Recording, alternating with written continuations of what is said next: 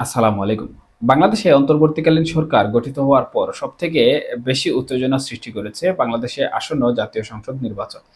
এবং আসন্ন এই জাতীয় সংসদ নির্বাচনকে ঘিরে যেমন রাজনৈতিক দলগুলোর মধ্যে বিভিন্ন ধরনের মতবিরোধ তৈরি হচ্ছে, ঠিক একইভাবে আন্তর্জাতিক যে মহল রয়েছে সেই মহলগুলোতেও আমরা লক্ষ্য করছি নানা ধরনের আলোচনা সমালোচনা চলছে।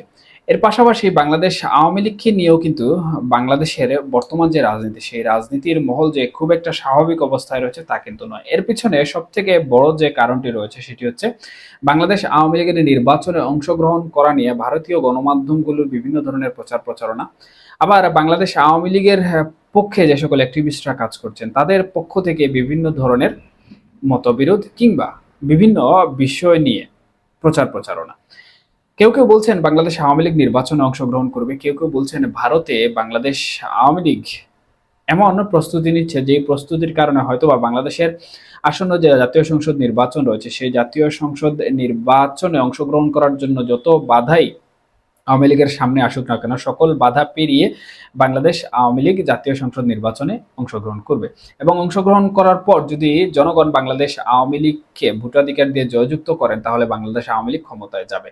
এবং ক্ষমতায় যাওয়ার পরে বাংলাদেশ আওয়ামী লীগের বর্তমান সভানেত্রী শেখ হাসিনা ভারতে বসে ভার্চুয়ালি যে সকল কথাবার্তা বলেন সেই সকল কথাবার্তার মধ্যে একটি বিষয় সব থেকে বেশি আমরা লক্ষ্য করছি বা ফুটে ওঠে, সেটি হচ্ছে জুলাই এবং আগস্ট মাসে আওয়ামী লীগের সাথে যে ঘটনাগুলো ঘটেছে বাংলাদেশে এবং এর পরবর্তীতে আওয়ামী লীগ নেতাকর্মীদের সাথে যে সকল ঘটনাসমূহ ঘটেছে সেই সকল ঘটনাসমূহের বিচার বাংলাদেশ আওয়ামী লীগ করবে। পুলিশ হত্যা থেকে শুরু করে সকল প্রকার মব জাস্টিসের বিচারও কিন্তু করবে বলে সবসময়ই বলছেন শেখ হাসিনা।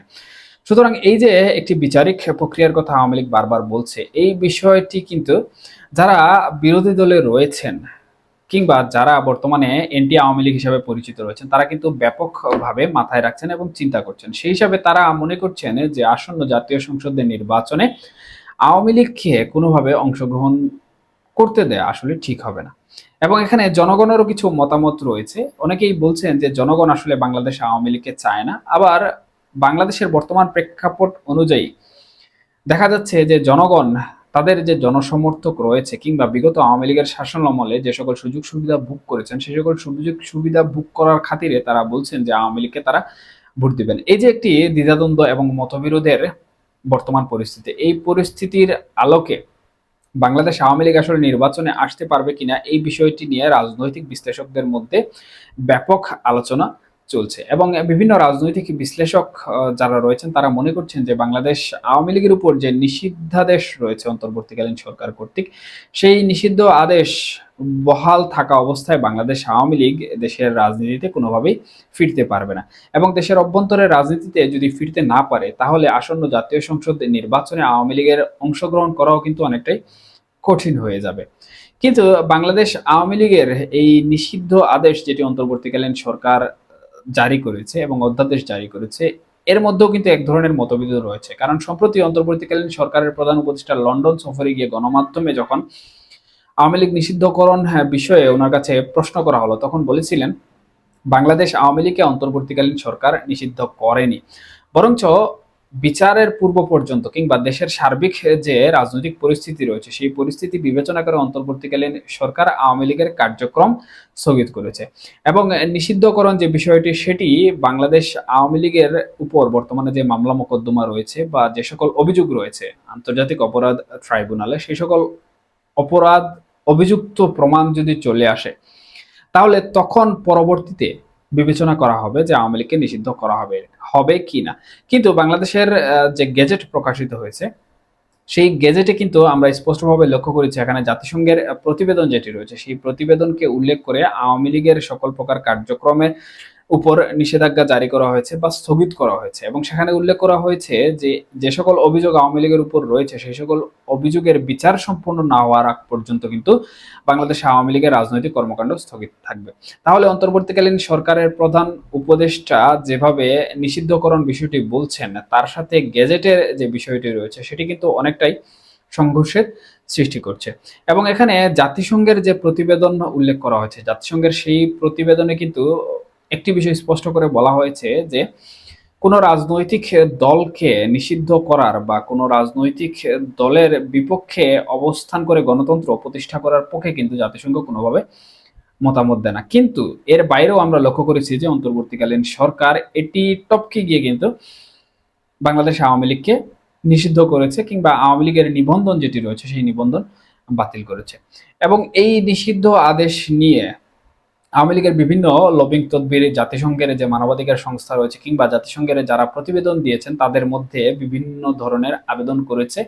সেই আবেদনের পরিপ্রেক্ষিতে আমরা যে বিষয়টি লক্ষ্য করছি সেটি হচ্ছে জাতিসংঘের যে মানবাধিকার কমিশনের প্রধান রয়েছেন সেই কমিশনের প্রধান কিন্তু সম্প্রতি বাংলাদেশ আওয়ামী লীগের নিষিদ্ধকরণের যে বিষয়টি সেই বিষয়টি নিয়ে একটি মন্তব্য করেছেন। সোমবার সুইজারল্যান্ডের জেনেভায় ৫৯তম মানবাধিকার পরিষদে উত্থাপিত বার্ষিক প্রতিবেদনে অন্তর্বর্তী সরকারের এই পদক্ষেপ নিয়ে মানবাধিকার বিষয়ক হাই কমিশনার বলেছেন, রাজনৈতিক দল ও সংগঠন নিষিদ্ধ করার সুযোগ তৈরি করে সম্প্রতি আইনের পরিবর্তন আনা এবং এ সংক্রান্ত সব কর্মকাণ্ড নিয়ে আমি উদ্বিগ্ন। অর্থাৎ জাতিসংঘের মানবাধিকার কমিশনের যিনি প্রধান রয়েছেন উনি বাংলাদেশ আওয়ামী লীগকে নিষিদ্ধ করার যে বিষয়টি সেই বিষয়টির সাথে অন্তর্বর্তীকালীন সরকারের এমন কার্যকলাপ যেটি রয়েছে সেটিকে আইনের পরিবর্তন বলে বলছেন এবং এই বিষয়টি নিয়ে তিনি উদ্বেগ প্রকাশ করেছেন।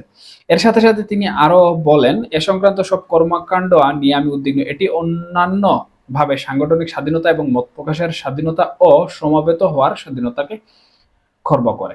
সুতরাং এখানে স্পষ্টভাবে বোঝা যাচ্ছে যে জাতিসংঘ আসলে বাংলাদেশ আওয়ামী লীগের যে নিষিদ্ধাদেশ রয়েছে সেই নিষিদ্ধাদেশের ব্যাপারে যেভাবে আওয়ামী লীগ লবিং তদবির করছে জাতিসংঘে, সেটির কারণে হয়তোবা জাতিসংঘের যে মানবাধিকার কমিশন রয়েছে সেই মানবাধিকার কমিশনের প্রধান কিছুটা হলেও চিন্তিত রয়েছেন। এবং আন্তর্জাতিক যে সকল মহল সমূহ রয়েছে সেই সকল মহল সমূহ বাংলাদেশ আওয়ামী লীগে অংশগ্রহণে কিংবা বাংলাদেশ আওয়ামী লীগের পতন হওয়ার পর যে নির্বাচন অনুষ্ঠিত হবে সেই নির্বাচনকে ঘিরে কিন্তু ব্যাপক মন্তব্য করেছে এবং সেই মন্তব্যতে তারা উল্লেখ করেছে যে বাংলাদেশে একটি অবাধ ও গ্রহণযোগ্য নির্বাচন করার জন্য প্রত্যেক রাষ্ট্রই কিন্তু তাকিয়ে আছে এবং প্রত্যেক রাষ্ট্র সহযোগিতা করবে। সেখানে বাংলাদেশ আওয়ামী লীগকে নিষিদ্ধ করে যদি নির্বাচন দেওয়া হয় এবং সেই নির্বাচনে যদি বাংলাদেশ আওয়ামী লীগ অংশগ্রহণ না করতে পারে, তার ফলে কিন্তু আন্তর্জাতিক মহলে অন্তর্বর্তীকালীন সরকারের নির্বাচন আদৌ গ্রহণযোগ্য হবে কিনা এই বিষয়টি নিয়ে কিন্তু এক ধরনের প্রশ্ন উঠে যাবে।